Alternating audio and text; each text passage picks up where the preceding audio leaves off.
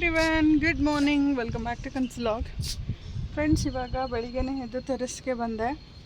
So ನೆನ್ನೆ ಮಳೆ ಊದಿದ್ರಿಂದ ಎಲ್ಲ ಫುಲ್ಲು ಸ್ವಲ್ಪ ಗಲೀಜಾಗಿಬಿಟ್ಟಿದೆ ಎಲ್ಲ ಟೆರೆಸ್ಸು. ಇದನ್ನು ಗುಡಿಸ್ಬೇಕು. ಸೊ ಇವಾಗ ಗುಡಿಸಿ ಕೆಳಗಡೆ ಟೆರೆಸನ್ನು ಗುಡಿಸಿ ಅದಾದ ನಂತರ ಬಟ್ಟೆ ಎಲ್ಲ ಒಣಗಿಸ್ಬಿಟ್ಟು ಸೊ ಆಮೇಲೆ ಹೋಗಿ ಟಿಫನ್ಗೆ ರೆಡಿ ಮಾಡ್ತೀನಿ. ಇವತ್ತೇನಪ್ಪ ಟಿಫನ್ ಅಂದರೆ ಬೆಂಡೆಕಾಯಿ ಪಲ್ಯ ಮತ್ತು ಚಪಾತಿ ಮಾಡ್ತಿದ್ದೀನಿ. ಸೊ ಆ ಒಂದು ರೆಸಿಪಿನ ನಿಮ್ಮ ಜೊತೆ ಶೇರ್ ಮಾಡ್ಕೊಳ್ತೀನಿ. ಸೊ ಈ ಒಂದು ವ್ಲಾಗ್ ನಿಮಗೆ ಸ್ವಲ್ಪ ಆದರೂ ಇಷ್ಟ ಆದರೆ ಪ್ಲೀಸ್ ಲೈಕ್, ಶೇರ್, ಕಮೆಂಟ್ ಮಾಡಿ. ಜೊತೆಗೆ ಯಾರೆಲ್ಲ ನನ್ನ ಚಾನಲ್ನ ಹೊಸದಾಗಿ ನೋಡ್ತಿದ್ದೀರಾ ಪ್ಲೀಸ್ ಸಬ್ಸ್ಕ್ರೈಬ್ ಮಾಡ್ಕೊಂಡು ಸಪೋರ್ಟ್ ಮಾಡಿ, ಓಕೆನಾ? ಸೊ ಹಾಗಾದರೆ ಬನ್ನಿ, ಇವಾಗ ತೋರಿಸ್ತೀನಿ ಯಾವ ರೀತಿ ಗಲೀಜಾಗಿದೆ ಅಂತ ಹೇಳಿಬಿಟ್ಟು. ಸೊ ಕೆಳಗಡೆ ತೆರೆಸೋ ಹಾಗೆ ಆಗಿದೆ, ಎರಡನ್ನೂ ಕ್ಲೀನ್ ಮಾಡಿಬಿಟ್ಟು ಇವಾಗ ಹೋಗೋಣ. ನೋಡಿ, ಈ ಥರ ಎಲ್ಲ ಗಲೀಜಾಗಿ ಎಲೆ ಎಲ್ಲ ಉದುರು ಬಿಟ್ಟಿದೆ. ಸೊ ನೀಟಾಗಿ ಅವಾಗವಾಗ ಈ ಥರ ಗುಡಿಸ್ಕೊಂಡು ಬಿಟ್ಟರೆ ಇದೆಲ್ಲ ಏನೂ ಇದಾಗಲ್ಲ, ಕರೆ ಆಗಲ್ಲ. ಇವಾಗ ಎಷ್ಟೋ ಪರವಾಗಿಲ್ಲ ಮುಂಚೆಗೆ ಹೋಲಿಸ್ಕೊಂಡ್ರೆ. ಈಗ ಎವ್ರಿಡೇ ಏನು ಮಾಡ್ತೀವಿ, ಎದ್ದ ತಕ್ಷಣ ಬಂದು ಗುಡಿಸೋದು, ಈ ಥರ ಎಲೆ ಬಿದ್ದಿದ್ರೆ ಎಲ್ಲ ಎತ್ತಾಕೋದು, ಆ ಥರ ಮಾಡ್ತೀವಿ. ಮುಂಚೆ ಆಗಿದ್ದರೆ ಅಂದರೆ ಡೈರೆಕ್ಟ್ ನಾವು ತೊಳಿತಾ ಇದ್ದಿದ್ದಷ್ಟೇನೆ, ಗುಡಿಸ್ತಿರ್ಲಿಲ್ಲ.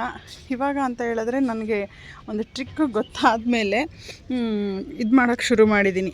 ಏನು, ಗುಡಿಸೋದ್ರಿಂದ ಅಟ್ಲೀಸ್ಟ್ ಸಣ್ಣ ಸಣ್ಣ ನಸಿ ಧೂಳೆಲ್ಲ ಹೋಗುತ್ತೆ, ಆವಾಗ ಕರೆ ಏನೂ ಆಗಲ್ಲ. ಸೊ ತುಂಬ ಚೆನ್ನಾಗಂತೂ ಗಿಡಗಳು ಬರ್ತಾಯಿದೆ.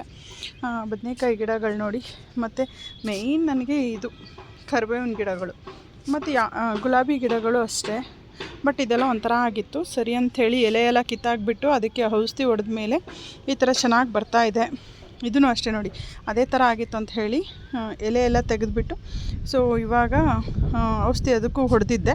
ಸೊ ನೀಟಾಗಿ ಕ್ಲೀನಾಗಿ ಬರ್ತಾಯಿದೆ ಇವಾಗ. ಅದಾದ ನಂತರ ಇಲ್ಲೂ ಒಂದು ಕರಿಬೇವಿನ ಗಿಡ ಇದೆ.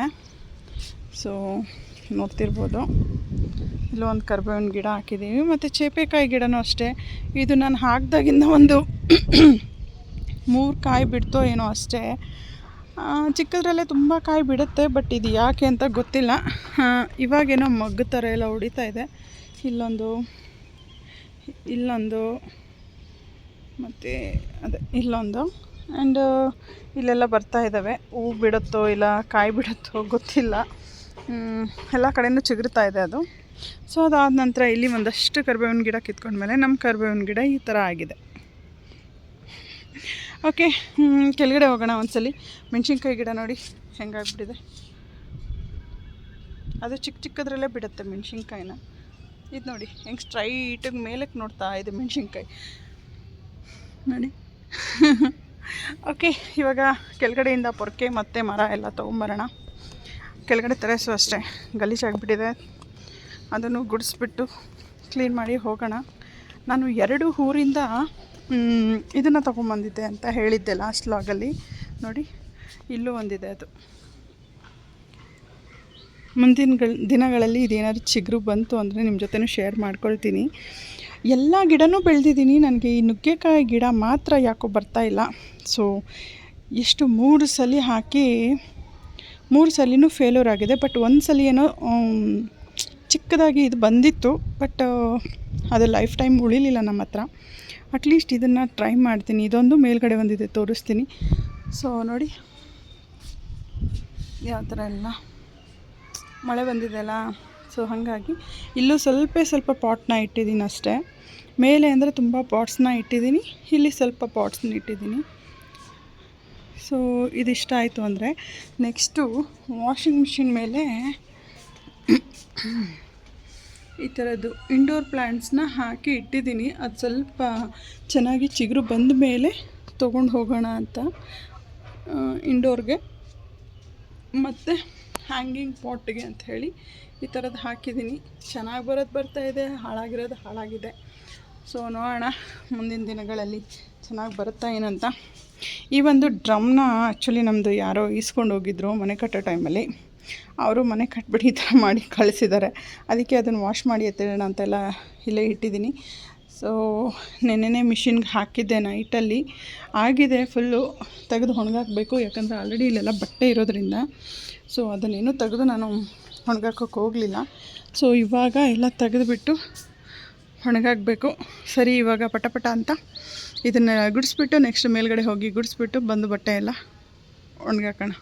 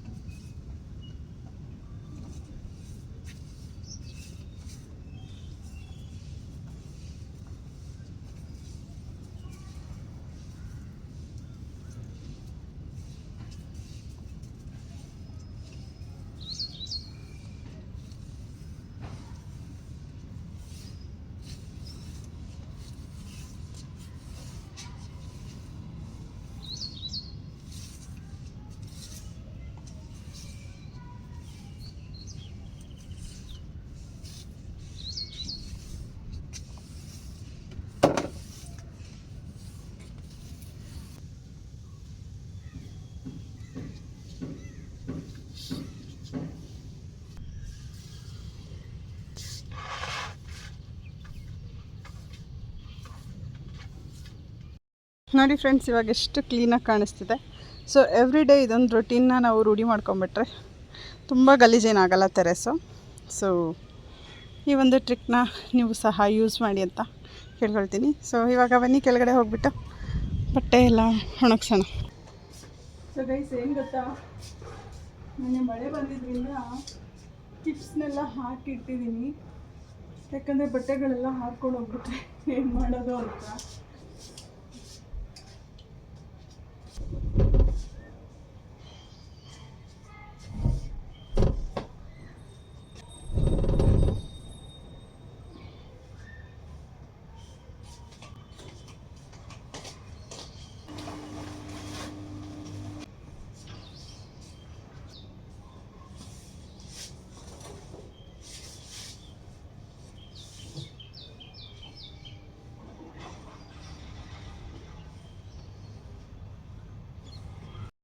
ಎವ್ರಿವನ್, ಆ್ಯಕ್ಚುಲಿ ನಾನು ಮೇಲ್ಗಡೆಯಿಂದ ಇಲ್ಲಿ ಬಂದು ಇವಾಗ ಹಾಲನ್ನ ಕಾಯಿಸ್ತಿದ್ದೀನಿ. ಸೊ ಇವಾಗ ಟಿಫನ್ಗೆ ರೆಡಿ ಮಾಡ್ಕೊಳ್ತೀನಿ. ಮಕ್ಕಳಿಗೆ ಹಾಲು ಕಾಯಿಸ್ಕೊಟ್ಬಿಟ್ಟು ಇನ್ನೂ ಮೋಟು ಎತ್ತಿಲ್ಲ. ಗೌತಮ್ ಎದ್ದು ಓದ್ಕೊಳ್ತಿದ್ದಾನೆ. ಆ್ಯಕ್ಚುಲಿ ಅವ್ನು 5 o'clock ಎದ್ದು ಓದ್ಕೊಳ್ತಾನೆ. ಗೋಕುಲ್ ಇನ್ನೂ ಎದ್ದೇ ಇಲ್ಲ, ಸೋಂಬೇರಿ ನನ್ನ ಮಗ, ಮಲಗಿದ್ದಾನೆ. ಓಕೆ, ಮಲ್ಕೊಳ್ಳಿ. ಅವನಿಗೆ June 4th ಸ್ಕೂಲ್ ಸ್ಟಾರ್ಟ್ ಆಗುತ್ತೆ. ಸೊ ಆ್ಯಸ್ ಯೂಶುವಲ್ ಎದ್ದೊಳೋದಿದ್ದೇ ಇರುತ್ತೆ. ಸೊ ಹಾಗಾಗಿ ಅವನು ಮಲಗಲಿ. ಇವಾಗ ಹಾಲನ್ನ ಕಾಯಿಸಿಟ್ಬಿಡ್ತೀನಿ. ಹಾರಾದ್ಮೇಲೆ ಅವ್ನು ಕುಡಿತಾನೆ. ಬಿಸಿ ಇದ್ದರೆ ಇಬ್ಬರೂ ಕುಡಿಯಲ್ಲ. ಸೊ ಹಾಗಾಗಿ ಓಕೆ, ಇವಾಗ ಹಾಲನ್ನ ಕಾಯಿಸಿಟ್ಟು ಟಿಫನ್ಗೆ ರೆಡಿ ಮಾಡ್ಕೊಳ್ತೀನಿ. ಸೊ ರಾತ್ರಿಯೇ ತರಕಾರಿ ಎಲ್ಲ ತೊಳೆದಿಟ್ಟಿದ್ದೆ, ಅಲ್ಲಿಟ್ಟಿದ್ದೀನಿ. ಸೊ ಅದನ್ನೆಲ್ಲ ಕಟ್ ಮಾಡಿಕೊಂಡು ಇವಾಗ ರೆಡಿ ಮಾಡ್ಕೊಳ್ತೀನಿ. ಮೊದಲಿಗೆ ಇವಾಗ ಚಪಾತಿ ಹಿಟ್ಟು ಕಲಿಸ್ಕೊಂಡ್ಬಿಡ್ತೀನಿ. ಸೊ ನಾವು 3 ಜನಕ್ಕಷ್ಟೇ ಚಪಾತಿ. ಸೊ ಲೋಕಿ ಅವರಿಲ್ಲ, ಏನೋ ಒಂದು ವಾರದಿಂದ ಫುಲ್ಲು ಬೇಗ ಅಲ್ಲಿ ಕೆಲಸ ಅಂತ ಹೇಳಿಬಿಟ್ಟು ಎದ್ದು ಅವ್ರು ಹೋಗ್ತಿದ್ದಾರೆ. ಸೊ ನಾನು, ಮೋಟು ಮತ್ತು ಗೌತಮ್ ಇಷ್ಟೇ ಜನ ಇರೋದು. ಸೊ ಹಾಗಾಗಿ ಈಗ ನಮಗೆ ಎಷ್ಟು ಬೇಕೋ ಅಷ್ಟು ಮಾತ್ರ ಚಪಾತಿ ಮಾಡ್ಕೊಳ್ತೀನಿ. ಸೊ ನ್ಯೂ ರೆಸಿಪಿ, ಇನ್ನೊಂದು ವೆರೈಟಿಯಲ್ಲಿ ಏನು ಬೆಂಡೆಕಾಯಿ ಪಲ್ಯ ಯಾವ ರೀತಿ ಮಾಡೋದು ಅಂತ ಹೇಳ್ಬಿಟ್ಟು ತೋರಿಸ್ತೀನಿ. ತುಂಬಾ ಚೆನ್ನಾಗಿರುತ್ತೆ, ತುಂಬಾ ಟೇಸ್ಟಿ ಕೂಡ, ಮತ್ತು ಸಿಂಪಲ್ ರೆಸಿಪಿ ಅಂತಲೇ ಹೇಳ್ಬೋದು. ಸೊ ಇವಾಗ ಚಪಾತಿ ಹಿಟ್ಟು ಕಲಿಸ್ಬಿಟ್ಟು ಮತ್ತೆ ಎಲ್ಲ ಪಲ್ಯಕ್ಕೆ ರೆಡಿ ಮಾಡಿಕೊಂಡು ಮತ್ತೆ ಆಮೇಲೆ ಸಿಗ್ತೀನಿ. ಸೊ ಗೈಸ್, ಇವಾಗ ಎಲ್ಲನೂ ರೆಡಿ ಮಾಡ್ಕೊಂಡಿದ್ದೀನಿ. ಇದಕ್ಕೆ ಯಾವ ವೆಜಿಟೇಬಲ್ಸ್ ಆದರೂ ಹಾಕೋಬೋದು. ನಾನಿಲ್ಲಿ ಬೆಂಡೆಕಾಯಿ ಮತ್ತು ತೊಂಡೆಕಾಯಿ ಎರಡನ್ನೂ ತೊಗೊಂಡಿದ್ದೀನಿ. ಜೊತೆಗೆ ಆನಿಯನ್ನು, ಕರಿಬೇವಿನ ಸೊಪ್ಪು ತೊಗೊಂಡಿದ್ದೀನಿ. ಇನ್ನು ಲೈಟಾಗಿ ಮಸಾಲ ರೆಡಿ ಮಾಡ್ಕೋಬೇಕು. ಏನಪ್ಪ ಮಸಾಲ ಅಂತ ಹೇಳಿಬಿಟ್ಟು ನಿಮಗೆ ನಾನು ತೋರಿಸ್ತೀನಿ. ಸೊ ಇವಾಗ ತಡ ಮಾಡೋದು ಬೇಡ. ಮೊದಲಿಗೆ ಒಂದು ಬಾಣಲಿ ಇಟ್ಟಿದ್ದೀನಿ. ಬಾಣಲಿ ಇಟ್ಬಿಟ್ಟು ಆಯಿಲ್ ಹಾಕ್ಕೊಳ್ತಿದ್ದೀನಿ. ಸೊ ಎಷ್ಟು ಬೇಕು ಅಷ್ಟು ನೋಡಿಕೊಂಡು, ಯಾಕಂದರೆ ಎಲ್ಲನೂ ಫ್ರೈ ಮಾಡ್ಕೋಬೇಕು. ಇಲ್ಲಿ ಫ್ರೈ ಮಾಡಿಕೊಂಡು ಒಂದು ಸಪ್ರೇಟ್ ಪ್ಲೇಟಿಗೆ ತೆಗೆದಿಟ್ಕೊಬೇಕಾಗತ್ತೆ. ಸೊ ಅದಕ್ಕೋಸ್ಕರ ನಾನು ಇಲ್ಲಿ ಒಂದು 5 ರಿಂದ 6 ಸ್ಪೂನಷ್ಟು ಎಣ್ಣೆನ ಹಾಕ್ಕೊಳ್ತಿದ್ದೀನಿ. ಸೊ ಎಣ್ಣೆ ಎಲ್ಲ ಹಾಕ್ಕೊಂಡಾದಮೇಲೆ ಸ್ವಲ್ಪ ಕಡಲೆ ಬೀಜ, ಅದಾದ ನಂತರ 2 ರಿಂದ 3 ಬೇಡಿಗೆ ಮೆಣಸಿನ್ಕಾಯಿ, 6 ಟೀ ಸ್ಪೂನಷ್ಟು ಜೀರಿಗೆ, 10 ರಿಂದ 12 ಬೆಳ್ಳುಳ್ಳಿನ ಹಾಕ್ಕೋಬೇಕು. ಹಾಕ್ಕೊಂಡಿದ್ದಾದಮೇಲೆ ಇಷ್ಟನ್ನು ಈ ಥರ ಫ್ರೈ ಮಾಡ್ಕೋಬೇಕು. ಇದನ್ನೆಲ್ಲ ತೆಗೆದು ಒಂದು ಬೌಲ್ಗೆ ಹಾಕ್ಕೊಳ್ಳೋಣ, ಅಂದರೆ ಮಿಕ್ಸರ್ ಗ್ರೈಂಡರ್ಗೆ ಹಾಕ್ಕೊಳ್ಳೋಣ. ಅದನ್ನೆಲ್ಲ ಸಪ್ರೇಟಾಗಿ ತೆಗೆದಿಟ್ಕೊಂಡ್ಬಿಡೋಣ. ಸೊ ತೆಗೆದಿಟ್ಕೊಂಡಿದ್ದಾದಮೇಲೆ ಅದೇ ಬಾಣಲಿಗೆ ಎಣ್ಣೆ ಇರುತ್ತಲ್ವಾ. ಸೊ ನಾವಿವಾಗ ಬೆಂಡೆಕಾಯಿ ಮತ್ತು ತೊಂಡೆಕಾಯಿ ಎರಡನ್ನೂ ಫ್ರೈ ಮಾಡಿಕೊಂಡು ತೆಗೆದುಕೊಳ್ಳೋಣ. ಸ್ವಲ್ಪ ಅದ್ರದ್ದು ಲೋಳೆ ಇರುತ್ತಲ್ಲ, ಅದೆಲ್ಲನೂ ಹೋಗೋ ತನಕ ಈ ಥರ ಫ್ರೈ ಮಾಡ್ಕೊಳ್ಳೋಣ. ಒಂದು ಪ್ಲೇಟಿಗೆ ಇಟ್ಕೊಳ್ಳೋಣ. ನಿಮ್ಗೆ ನೋಡಲಿಕ್ಕೆ ತುಂಬಾ ಕಷ್ಟ ಇದು ಮಾಡೋದು ಅಂತ ಅನಿಸ್ಬೋದೇನೋ, ಬಟ್ ತುಂಬಾ ಟೇಸ್ಟ್ ಇರುತ್ತೆ ಮತ್ತು ತುಂಬಾ ಚೆನ್ನಾಗಿರುತ್ತೆ ತಿನ್ನಲಿಕ್ಕೆ. ಸೊ ಅದೇ ಬಾಣಲಿಗೆ ಇನ್ನು ಸ್ವಲ್ಪ ಆಯಿಲ್ನ ಹಾಕಿ ಸಾಸಿವೆ ಹಾಕ್ಕೊಳ್ಳೋಣ. ಸಾಸಿವೆ ಸಿಡಿದ ಮೇಲೆ ಆನಿಯನ್ನ ಹಾಕ್ಕೊಂಡ್ರೆ ಕರಿಬೇವಿನ ಸೊಪ್ಪನ್ನ ಹಾಕ್ಕೋಬೇಕು. ಸೊ ಹಾಕ್ಕೊಂಡಿದ್ದಾದ ನಂತರ ಇಷ್ಟು ಫ್ರೈ ಆದ ನಂತರ ನಾವೇನು ಆಗಲೇ ಫ್ರೈ ಮಾಡಿ ತೆಗೆದಿಟ್ಟಿರೋಂಥ ಬೆಂಡೆಕಾಯಿ ಮತ್ತು ತೊಂಡೆಕಾಯಿನ ಆ್ಯಡ್ ಮಾಡ್ಕೊಳ್ಳೋಣ. ರುಚಿಗೆ ತಕ್ಕಷ್ಟು ಉಪ್ಪನ್ನು ಆ್ಯಡ್ ಮಾಡೋಣ. ಚಿಲ್ಲಿ ಪೌಡರ್ನ ಆ್ಯಡ್ ಮಾಡ್ಕೊಳ್ಳೋಣ ಮತ್ತು ಗರಂ ಮಸಾಲ ಆ್ಯಡ್ ಮಾಡೋಣ.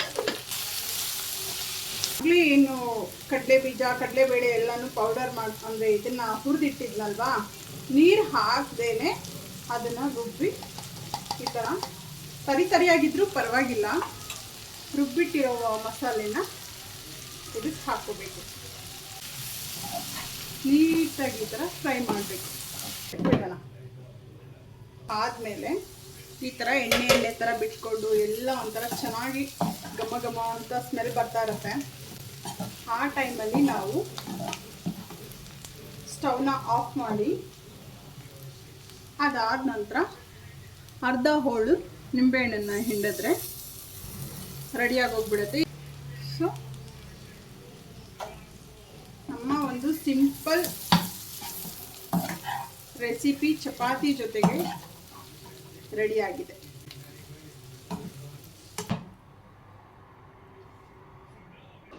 ಸೊ ಫೈನಲಿ ರೆಡಿ ಇದೆ ಚಪಾತಿ ಫ್ರೆಂಡ್ಸ್. ನೋಡಿ ತುಂಬಾ ಚೆನ್ನಾಗಿರುತ್ತೆ ಟೇಸ್ಟು. ಸೊ ಚಪಾತಿ ಯಾರು ಮಾಡ್ತಿರೋದು ಅಂತ ನಿಮಗೆ ತೋರಿಸ್ತೀನಿ. ನಾನು ಮಾಡ್ತೀನಿ ಅಂದೆ, ಅದಕ್ಕೆ ನಾನೇ ಮಾಡ್ತೀನಿ ಅಮ್ಮ ಅಂತ ಅಂದ್ಬಿಟ್ಟು ಮಾಡ್ತಿದ್ದಾನೆ. ಸೊ ಮಾಡಲಿ. ಇವಾಗ ಕ್ಲೈಂಟ್ ಒಬ್ಬರು ಬರ್ತಿದ್ದಾರೆ. ಸೊ ಅವ್ರನ್ನ ಅಟೆಂಡ್ ಮಾಡಿಬಿಟ್ಟು ಬರ್ತೀನಿ. ಅಷ್ಟರಲ್ಲಿ ಇವನ್ನೆಲ್ಲ ಚಪಾತಿ ರೆಡಿ ಮಾಡಿಟ್ಟಿರ್ತಾನೆ. ಸೊ ಬಂದಾದಮೇಲೆ ಬೇರೆ ಏನು ಕೆಲಸ ಅಂತ ಹೇಳಿ ನೋಡೋಣ. ಹಾಯ್ आवो कैसे हो? ठीक है. Hello everyone. ಆ್ಯಕ್ಚುಲಿ ನಾನು ಅವ್ರಿಗೆ ಸರ್ವಿಸ್ ಎಲ್ಲ ಮುಗಿಸಿ ಕಳಿಸ್ದೆ. ಅದಾದ ನಂತರ ಇವಾಗ ಮಾವಿನ ಹಣ್ಣಿಂದ ಒಂದು ಸ್ಪೆಷಲ್ ರೆಸಿಪಿನ ಹೇಳ್ಕೊಡ್ತಿದ್ದೀನಿ. ಯಾವ ರೀತಿ ಏನು ಅನ್ನೋದನ್ನು ನೋಡೋಣ ಈ ವಿಡಿಯೋದಲ್ಲಿ. ಏನಪ್ಪ ಅದು ರೆಸಿಪಿ ಅಂತ ಮೊದಲಿಗೆ ಹೇಳ್ಬಿಡ್ತೀನಿ. ಮಾವಿನ ಹಣ್ಣಿನ ಒಬ್ಬಟ್ಟು ಯಾವ ರೀತಿ ಮಾಡೋದು ಏನು ಅಂತ ಅಂದ್ಬಿಟ್ಟು ಈಗ ನೋಡೋಣ ಬನ್ನಿ. ಮಾಡೋದು ಏನು ಅಂತ ಹೇಳ್ಬಿಟ್ಟು ಈ ಒಂದು ವಿಡಿಯೋದಲ್ಲಿ ನಿಮ್ಮ ಜೊತೆ ಶೇರ್ ಮಾಡ್ಕೊಳ್ತೀನಿ. ಓಕೆನಾ? ಸೊ ಹಾಗಾದರೆ ಬನ್ನಿ, ತುಂಬ ಲ್ಯಾಗ್ ಮಾಡಲ್ಲ, ಯಾವ ರೀತಿ ಏನು ಅಂತ ತೋರಿಸ್ತೀನಿ. ಸೊ ಮೊದಲಿಗೆ ಇಲ್ಲಿ ಏನೆಲ್ಲ ಐಟಮ್ ಬೇಕು ಅಂತ ಹೇಳಿ ನಾನು ತೋರಿಸ್ತೀನಿ. ಮೊದಲಿಗೆ ಇಲ್ಲಿ ಹಣ್ಣಾಗಿರೋವಂಥ ಮಾವಿನ ಹಣ್ಣು ತೊಗೊಬೇಕು.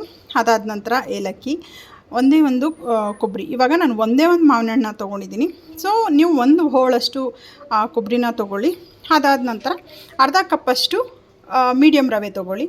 ಅದಾದ ನಂತರ ಒಂದು ಫುಲ್ ಕಪ್ಪಷ್ಟು ಏನು ಬೆಲ್ಲ ತೊಗೊಳ್ಳಿ. ಓಕೆನಾ? ಸೊ ಇಷ್ಟು ಐಟಮ್ನ ನೀವು ಹೂರಣಕ್ಕೆ ಬೇಕಾಗತ್ತೆ, ರೆಡಿ ಮಾಡ್ಕೋಬೇಕು. ಸೊ ಮೊದಲಿಗೆ ನಾನು ಇದನ್ನ ಮಿಕ್ಸರ್ಗೆ ಹಾಕ್ಕೊಳ್ತೀನಿ. ಫುಲ್ಲು ನೈಸಾಗಿ ನೀಟಾಗಿ ರುಬ್ಕೋಬೇಕು. ಅದಾದ ನಂತರ ಇದನ್ನು ಯಾವ ರೀತಿ ಮಾಡೋದು ಏನಂತ ತೋರಿಸ್ತಾ ಹೋಗ್ತೀನಿ, ಬನ್ನಿ. ಸೊ ಗೈಸ್, ಇವಾಗ ನಾನು ಆಗಲೇ ಹೇಳಿದಾಗೆ ಒಂದು ಮಿಕ್ಸರ್ ಜಾರ್ಗೆ ಈ ಒಂದು ಮಾವಿನ ಹಣ್ಣನ್ನು ರುಬ್ಕೊಳ್ಳೋಣ. ಹಾಗೆ ರುಬ್ಕೊಂಡ್ಬಿಡೋಣ. ಇವಾಗ ಮಾವಿನ ಹಣ್ಣನ್ನು ರುಬ್ಕೊಂಡಿದ್ದೀನಿ. ಸೊ ಇದನ್ನು ಸಪ್ರೇಟ್ ಒಂದು ಬೌಲ್ಗೆ ಹಾಕ್ಕೊಳ್ಳೋಣ. ಸೊ ಇದನ್ನು ಸಪ್ರೇಟ್ ಬೌಲ್ಗೆ ಹಾಕ್ಕೊಂಡು ಅದಾದ ನಂತರ ಈ ಒಂದು ತೆಂಗಿನಕಾಯಿ ಮತ್ತು ಏಲಕ್ಕಿನ ರುಬ್ಕೋಬೇಕು. ಅಂದರೆ ಸ್ವಲ್ಪ ತರಿಯಾಗಿ ರುಬ್ಕೊಳ್ಳೋಣ. ಓಕೆನಾ? ಸೊ ಇವಾಗ ಒಂದು ಬೌಲ್ಗೆ ರುಬ್ಬಿದಂಥ ಮಾವಿನ ಹಣ್ಣನ್ನು ತೆಗೆದಿಟ್ಕೊಂಡಿದ್ದೀನಿ. ನಾನು ಆಗಲೇ ಹೇಳಿದಾಗೆ ಅದೇ ಒಂದು ಮಿಕ್ಸರ್ ಜಾರ್ಗೆ ಇವಾಗ ಕೊಬ್ಬರಿನೂ ಮತ್ತು ಅಂದರೆ ತೆಂಗಿನಕಾಯಿ ತುರಿನೂ ಮತ್ತು ಏಲಕ್ಕಿನ ರುಬ್ಕೊಳ್ತಾ ಇದ್ದೀನಿ. ಸೊ ರುಬ್ಕೊಂಡ್ಬಿಟ್ಟು ಬರ್ತೀನಿ. ಸೊ ಫ್ರೆಂಡ್ಸ್, ಇವಾಗ ಕೊಬ್ಬರಿ ತುರಿನೂ ಯಾವೊಂದು ಹದಕ್ಕೆ ಅಂತ ಹೇಳಿ ತೋರಿಸ್ತೀನಿ. ಈ ಒಂದು ಹದಕ್ಕೆ ರುಬ್ಬಿ ಇಟ್ಕೋಬೇಕು. ಸೊ ಇವಾಗ ನೆಕ್ಸ್ಟ್ ಹೇಗೆ ಮಾಡೋದು ಏನು ಅನ್ನೋದನ್ನು ನಿಮ್ಮ ಜೊತೆ ಶೇರ್ ಮಾಡ್ಕೊಳ್ತೀನಿ. ಸೊ ಇಷ್ಟನ್ನೆಲ್ಲ ರೆಡಿ ಮಾಡ್ಕೊಂಡಿದ್ದಾದ ನಂತರ ಏನು ಮಾಡಬೇಕು ಅನ್ನೋದನ್ನು ನೋಡೋಣ ಬನ್ನಿ. ಸೊ ಗೈಸ್, ಇವಾಗ ಈ ಒಂದು ಪ್ಯಾನ್ಗೆ ನಾವೇನಾಗಲಿ ರುಬ್ಬಿಟ್ಟಿದ್ದೀವಲ್ವಾ ಈ ಒಂದು ಮಾವಿನ ಹಣ್ಣು, ಇದನ್ನು ಇದರೊಳಗಡೆ ಹಾಕ್ಕೊಂಡು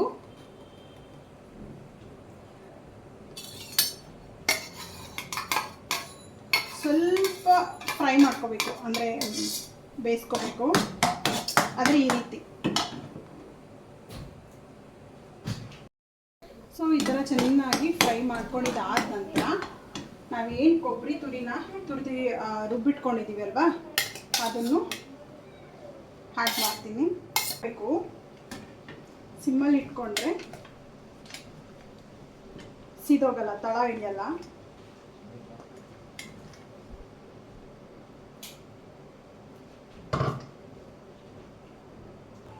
ಸೊ ತೆಂಗಿನ ತುರಿ ಹಾಕಿದಾದ್ಮೇಲೆ ಸ್ವಲ್ಪ ಬೆಲ್ಲ ಹಾಕ್ಕೋಬೇಕು.